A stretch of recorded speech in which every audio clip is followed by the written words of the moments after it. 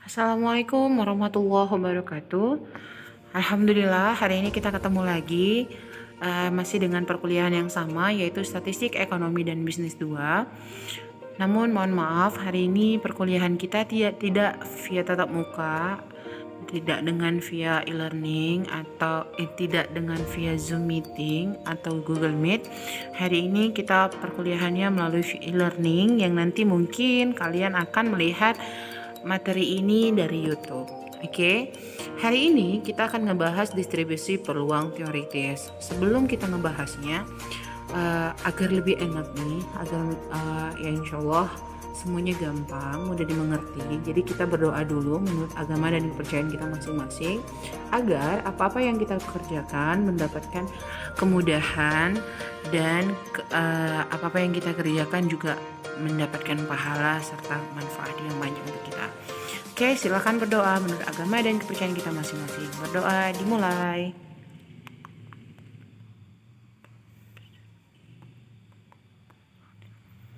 Oke, selesai. Bagaimana kabar kita hari ini? Sehat bukan? Alhamdulillah sehat ya. Semoga kalian semua masih dalam keadaan sehat walafiat. Dan kalaupun masih ada yang sakit, semoga segera disembuhkan. Yang jomblo segera kemudian yang gak punya duit, semoga rezekinya makin banyak gitu ya, biar kita banyak duit. Amin, amin ya Allah. Amin ya Rabbal Alamin. Nah, oke. Hari ini kita bakalan ngebahas tentang distribusi peluang teoritis. Apakah itu? Oke, mari kita bahas. Masih ngebahas tentang probabilitas. Kemarin kita udah ngebahas tentang probabilitas, bahwa probabilitas itu adalah sebuah kemungkinan, sebuah ketidakpastian yang sebenarnya semua kemungkinan dan ketidakpastian itu kita membutuhkan jawaban atau kesimpulan, sehingga perlulah melakukan analisa, perlulah melakukan sebuah pendekatan melalui statistika yang nanti akan menjawab semua ketidakpastian tersebut. Nah, kalau di sini kita ngebahas tentang distribusi probabilitas. Sebenarnya apa sih sebenarnya distribusi itu? Distribusi itu kalau misalkan dalam bidang manajemen, misalkan konteksnya adalah mendistribusikan barang, berarti logikanya adalah kita misalkan nih, atau kita bayangkan kita punya sebuah truk dengan ada banyak barang di situ yang mau kita distribusikan. Berarti distribusikan di sana adalah kita mau sebarkan, ini posisinya kita mau sebarkan atau kita mau kirimkan setiap barang-barang tersebut ke tempat-tempat yang memang sudah terdata atau tempat-tempat tujuan yang akan kita tuju. Nah, di sini distribusi probabilitas itu tidak jauh-jauh dari makna yang seperti tadi. Berarti kita mau cari apa saja sih persebaran daripada probabilitas, apa saja sih persebaran daripada kemungkinan atau ketidakpastian.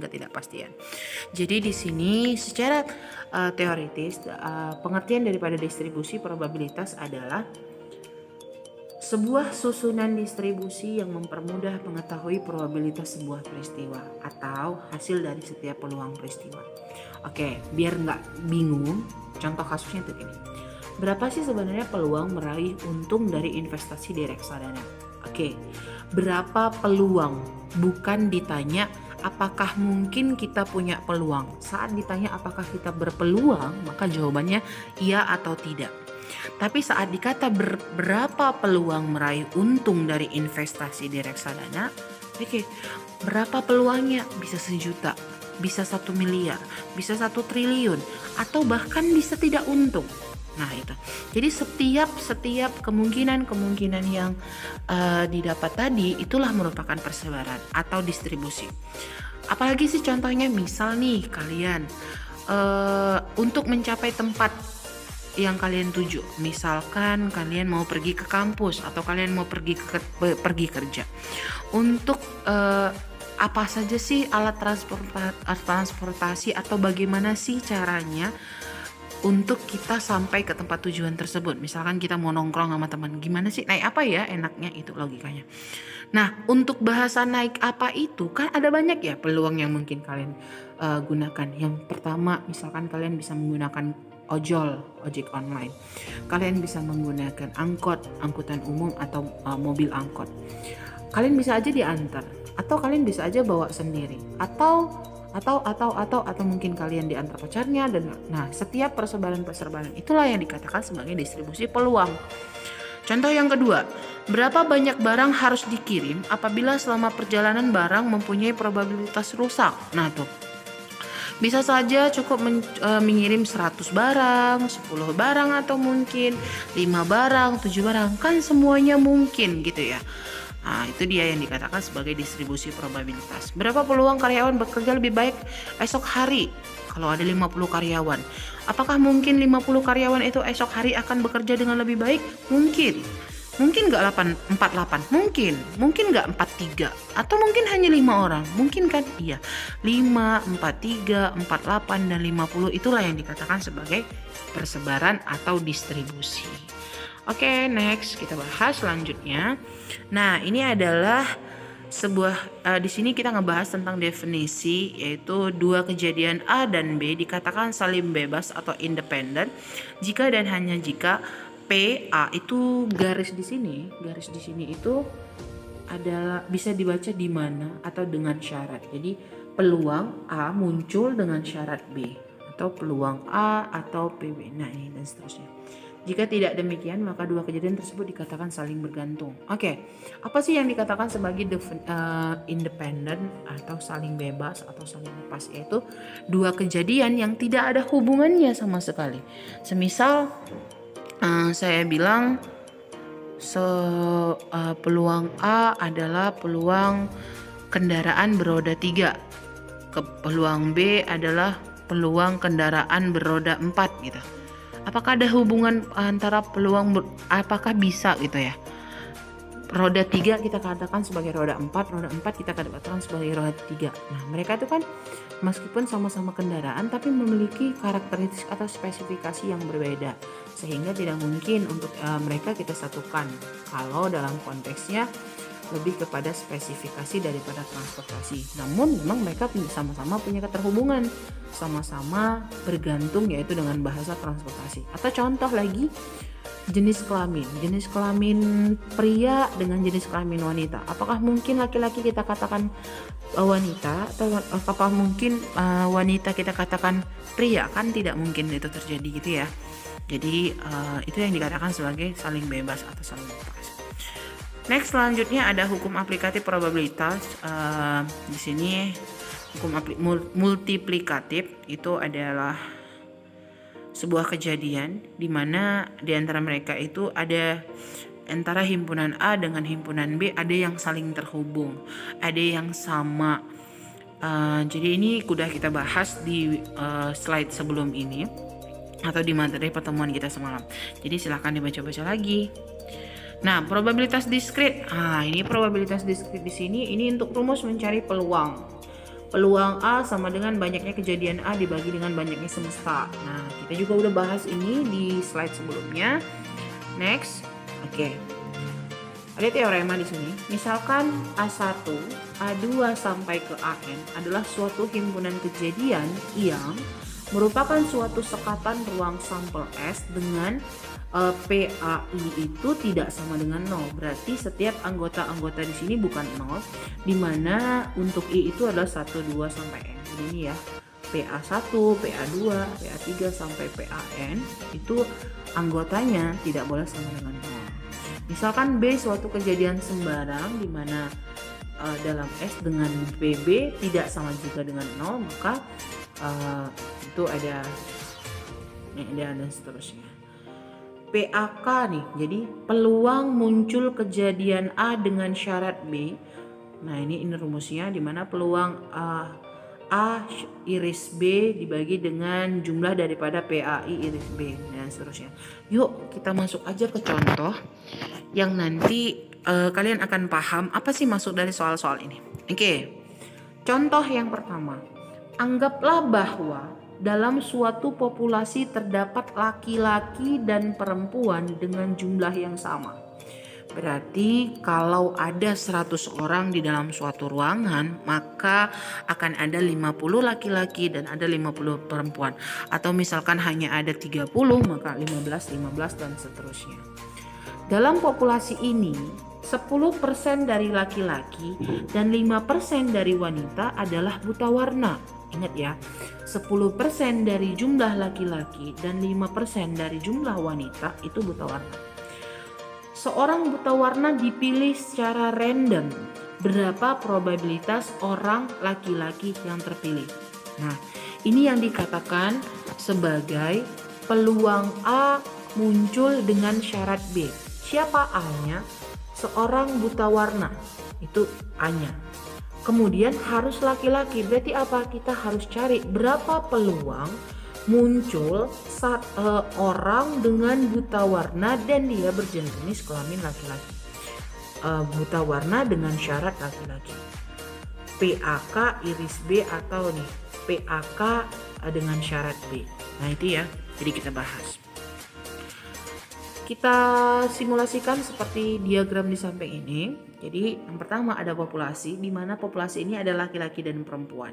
Dia nggak bilang berapa jumlah laki-laki dan dia nggak bilang berapa jumlah perempuan, hanya konteksnya populasinya laki-laki dan perempuan dianggap sama. Maka setengah laki-laki dan setengah perempuan.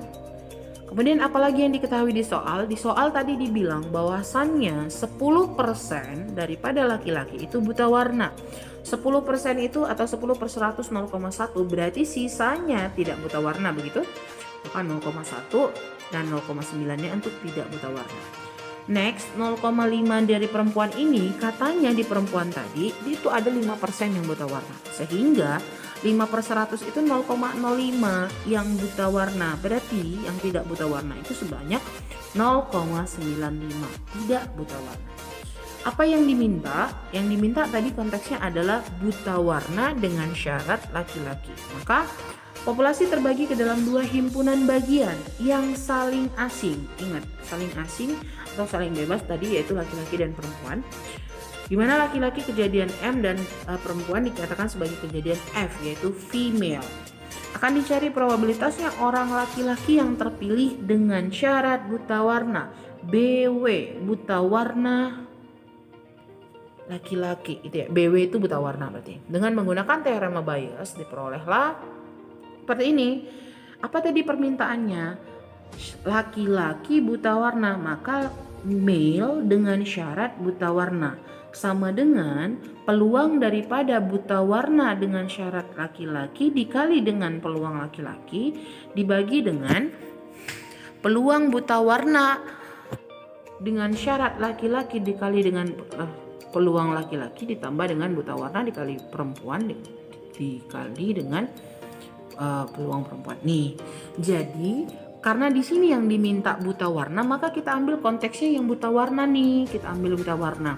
Kenapa Bu posisi yang di atas yang laki-laki? Karena yang diminta laki-laki dengan syarat buta warna. Maka siapa laki-laki dengan buta warna? Lihat, peluang laki-laki keseluruhan itu 0,5. Yang buta warna 0,1, sehingga di sini peluang buta warna dengan syarat laki-laki dikali dengan peluang buta warna laki-laki, maka 0,5 dikali 0,1. Oke, kita pindah. Oh, di sini nggak ada itunya. Oke, saya buatkan ya. Jadi dari rumus ini posisinya, itu ya. Pertama sekali bakal kita bahas di sini peluang laki-laki dengan syarat buta warna, maka itu sama dengan peluang buta warna dengan syarat laki-laki. Yuk lihat ke diagram di atas. Lihat laki-laki buta warna berapa? 0,1. Maka masuklah kemari 0,1 dikali siapa? Dikali, cek lagi, peluang buta warna dengan syarat laki-laki sudah, dikali dengan PM. PM itu siapa? Peluang laki-laki. Berapa peluang laki-lakinya? 0,5. Maka masuklah dia 0,5 dibagi dengan, nah kenapa yang bawah buta warna ya? Kenapa di sini buta warna laki-laki dikali dengan laki-laki ditambah buta warna perempuan dikali dengan buta warna perempuan? Iyalah karena semestanya adalah buta warna. Kalau semestanya tidak buta warna, makanya berarti di sini bukan buta warna. Karena sini konteksnya buta warna, maka buta warna. Maka masukin yang ini sama dengan yang ono. Maka 0,1 kali 0,5 tambah, gitu kan? Berapa peluang buta warna untuk female? Di 0,05 dikali dengan berapa peluang female? 0,5. Nah, oke. Jadi kalian bisa cari berapalah hasil peluang daripada male garis buta warna. Cari nih berapa, gitu ya. Oke, kita lanjut. Peluang atau distribusi peluang diskret. Kalian paham ya diskret itu bagaimana? Oke, satu pertanyaan nanti kalian bahas atau kalian jawab di forum diskusi. Dalam matematika kita mengenal kata diskret dengan kontinu. Saya mau kalian menjelaskan apa itu diskret, apa itu kontinu. Jelaskan dengan memberikan contoh masing-masing 2. Oke. Kita bahas ini. Jadi yang ini saya skip, nanti kalian bakal paham betul apa itu diskret dengan continue. Jadi ini saya skip, nanti kalian bahas ya. Next, distribusi probabilitas dari variabel random diskret. Ini langsung ke contoh soal. Ingat ya, kita mau mencari distribusinya.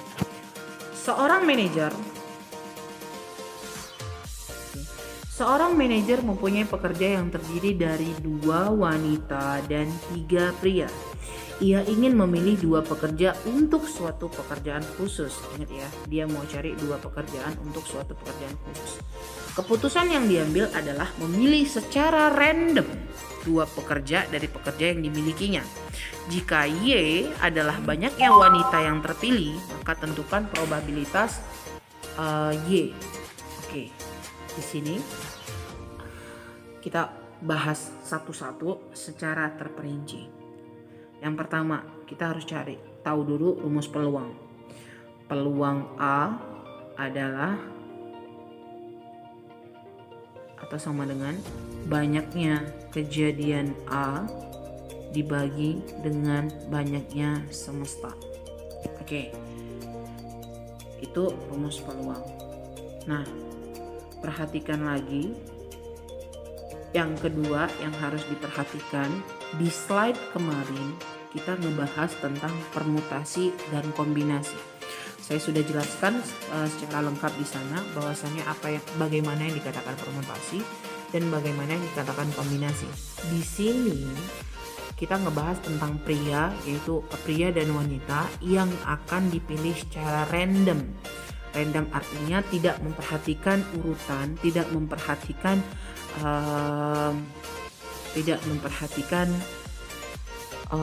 siapa yang lebih dahulu atau siapa yang belakangan. Nah, maka di sini kita menggunakan kombinasi. Apa rumus kombinasi? Ya, benar sekali. Rumus kombinasi daripada NR adalah N faktorial dibagi dengan N kurang R faktorial gitu, kemudian dikali dengan R faktorial. Nah, oke. Ini ya rumusnya. Kemudian apalagi kita cari dulu nih peluangnya. Yang pertama kita akan cari adalah mencari semestanya. Dari mana semestanya? Dari tadi rumus yang tadi tuh. Peluang A sama dengan banyak kejadian A dibagi dengan semesta. Kita cari semestanya dulu. Semestanya adalah kombinasi 5, 2. Kenapa 5, Bu? Kenapa 2? Oke, yang disediakan dalam soal ini itu pekerjanya terdiri dari 2 wanita dan 3 pria. Yang kalau kita jumlahkan ada 5 orang.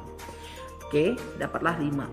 Kenapa 2, Bu? Iya, kenapa 2 di sini? Karena seorang manajer itu akan memilih 2 pekerja secara random. Maka 2, kombinasi 2. Maka berapa dia? 5 faktorial dibagi dengan 5 kurang 2 faktorial, 2 faktorial. Oke, berapa ini jawabannya? Ya benar sekali, berarti 5 faktorial. 5 kurang 2 itu 3 faktorial dikali dengan 2 faktorial. Maka jawabannya 5, 4, 3 faktorial dibagi dengan 3 faktorial, kemudian dikali dengan 2 faktorial. 3-nya coret, 2-nya matikan dengan 4, sisa 2. Maka ini dapatnya 10. Oke, kita tahu bahwasannya didapatlah 10 untuk nilai semestanya. Nah, selanjutnya apa lagi? Selanjutnya kita cari dulu terlebih dahulu distribusinya. Yuk, pelan-pelan kita sama-sama berpikir. Apa sih maksud soal ini? Oke, dia bilang begini. Saya mau cari 2 orang untuk saya jadikan sebuah kelompok gitu ya. Dia mau milih 2 orang secara random. Saya mau pilih 2 orang dari 2 wanita dan 3 pria yang tersedia. Logikanya apa coba? Berarti apa? Boleh jadi kedua-duanya perempuan, boleh jadi kedua-duanya laki-laki, boleh jadi gitu ya. Boleh jadi laki-laki dan perempuan, begitu kan? Nah, benar sekali. Maka di sini yang pertama sekali akan kita bahas ini di bawah ini. Kenapa di situ 20 dan 32? Ingat ya. Posisinya ini wanita, yang ini pria. Oke. Di sini kenapa ada kombinasi 20 dan 32? Iya, karena 20 itu artinya apa? 2 wanita tapi tidak dipilih satupun. Sehingga 0. Kalau tidak memilih wanita berarti apa? Oh, berarti kelompok tersebut atau yang akan dipilih hanya laki-laki. Maka di sini 2032. Nah, tuh. Maka di sini 20 dan 32. Oke. Next. Jadi kalau misalkan 20 dan 32 nih ya. Jadi rumusnya itu Y0 artinya perempuannya tidak ada. Berarti 20 dan 32. 0 untuk perempuan, 2 untuk laki-laki. Maka jawabannya 3/10. Kemudian apa lagi? 1-1 Bu. Berarti apa? 1 wanita, 1 pria. Maka begini nih. 2-1. 2 dari berapa? Karena memang tadi perempuannya ada 2, maka 2 diambil 1, 3 diambil 1, maka jawabannya 6/10. Next, yang terakhir, probabilitas mendapatnya banyak pekerja wanita yang terpilih kedua-duanya wanita. Apa yang terjadi? Kalau kedua-duanya wanita, maka tidak memilih pria. Berarti kombinasi dari 2 wanita, 2 yang diambil, 3 pria tapi tidak memilih pria, maka dapatnya 1/10. Nih, coba kalian ingat-ingat, adakah cara lain memilih 2 orang gitu ya? Adakah cara lain memilih 2 orang dengan disediakan 2 wanita dan 3 pria selain cara yang ada di slide ini? Coba bayangin, kita mau ambil 2 orang, disediakan laki-laki dan perempuan. Pasti logikanya adalah terpilih laki-laki semuanya, terpilih perempuan semuanya, atau laki-laki dan perempuan. Maka inilah dia. Jadi inilah yang dikatakan distribusi. Apa saja yang mungkin atau apa saja yang muncul jika sebuah kejadian kita mau mendapatkan sebuah kejadian, kan banyak pilihan, maka pilihan-pilihan inilah yang ada. Kemudian inilah yang dikatakan distribusi. Nah, hasil distribusi tersebut kita masukin ke dalam tabel seperti ini. Inilah dikatakan tabel distribusi. Nah, kalau ini semuanya kita jumlahkan, itu pasti jawabannya 1 tuh. Makanya hasil peluang itu harus di antara 0 dan 1. Kalau dijumlahkan keseluruhan dari distribusi tersebut, hasilnya pasti 1. Dan kalau hasilnya ini nanti lebih daripada 1, berarti kalian salah perhitungannya, gitu ya. Oke. Dan di sini kalau dia persoalan seperti ini, kita bisa buat rumusnya. Ini adalah rumusnya. Tapi catatannya ingat, distribusi probabilitas yang didapatkan di atas merupakan model dan bukan merupakan pernyataan yang tepat untuk distribusi frekuensi dari data yang nyata yang terjadi di alam. Jadi rumus ini hanya berlaku untuk yang persoalan ini. Kalau nanti kalian punya persoalan lain, bagaimana caranya, Bu? Kalian bisa bentuk sendiri. Tidak ada yang susah dalam hidup ini, oke? Nah, sekian untuk hari ini. Mungkin saya sih harapannya adalah kalian baca dulu pelan-pelan, jangan langsung berpikir ini terlalu sulit, jangan.